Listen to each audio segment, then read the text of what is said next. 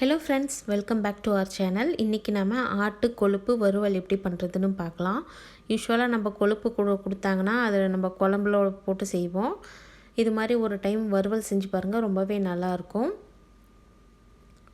வீடியோக்குள்ள போறதுக்கு முன்னாடி நம்ம சேனலை இதுவரைக்கும் சப்ஸ்கிரைப் பண்ணலனா மறக்காம சப்ஸ்கிரைப் பண்ணிருங்க. ஒரு கடாய் வச்சிட்டு அதில் எண்ணெய் காஞ்சதுக்கு அப்புறம் கொஞ்சமா கடுகு போட்டுக்கலாம். கடுகு வெடிச்சதுக்கு அப்புறம் கொஞ்சமா வெங்காயம் சேர்த்திக்கலாம். ரொம்ப அதிகமாக தேவைப்படாது. கொஞ்சமாக வெங்காயம் சேர்த்துட்டு அது கூடயே கருவேப்பிலையும் சேர்த்திக்கலாம்.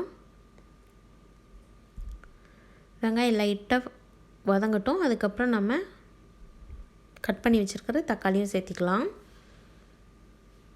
நான் இன்றைக்கி அரை தக்காளி மட்டும் எடுத்து வச்சுருக்கேன் கட் பண்ணி. போதும், ரொம்ப தக்காளி தேவைப்படாது.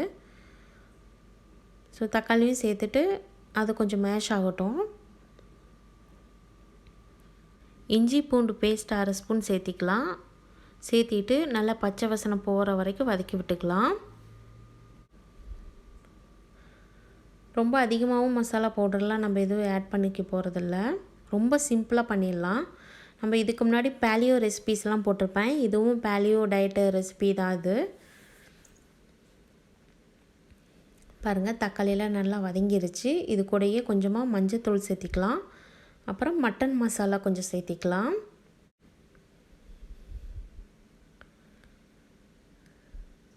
மசாலாலாம் சேர்த்துட்டு லைட்டாக வதக்கி விட்டதுக்கப்புறம் க்ளீன் பண்ணி வச்சுருக்கிற கொழுப்பை இதில் சேர்த்திக்கலாம். நல்லா வாஷ் பண்ணி வச்சுக்கோங்க. கொழுப்பு வேகிறதுக்கு ரொம்ப நேரம் எடுத்துக்காது.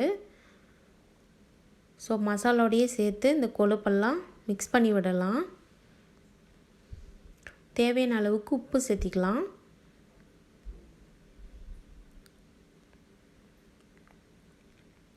ஸோ அந்த கொழுப்பு வேகிறதுக்கு தேவையான அளவுக்கு கொஞ்சமாக தண்ணி விட்டுக்கலாம்.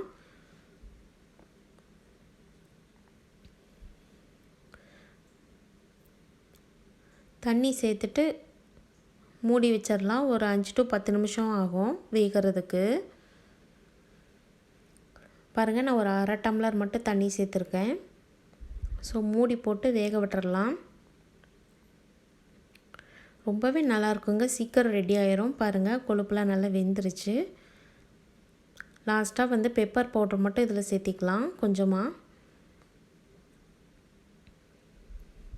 ஸோ நீங்கள் பேலியோ டயட்டில் இருக்கீங்கன்னா இந்த ரெசிபியை கண்டிப்பாக ட்ரை பண்ணி பாருங்கள். ரொம்பவே நல்லாயிருக்கும், ஃபில்லிங்காகவும் இருக்கும். பாருங்கள், லாஸ்ட்டாக நான் பெப்பர் தூள் மட்டும் சேர்த்திக்கிறேன். இதை செஞ்சுட்டு சூடாக உடனே சாப்பிட்ணும். ஆறி போயிடுச்சுன்னா ஒரு மாதிரி இருக்கும். ஸோ சுட சுட செஞ்சு சாப்பிடும்போது ரொம்பவே நல்லாயிருக்கும். லாஸ்ட்டாக கொத்தமல்லி இலை மட்டும் தூவிக்கலாம். ஸோ அவ்வளோதாங்க, கொழுப்பு வறுவல் நல்லா சூப்பராக ரெடி ஆயிடுச்சு. கண்டிப்பாக நீங்களும் இதே மாதிரியே ட்ரை பண்ணி பாருங்கள். இந்த வீடியோ உங்களுக்கு பிடிச்சிருந்தா மறக்காமல் நம்ம சேனலை சப்ஸ்கிரைப் பண்ணுங்கள். தேங்க்யூ.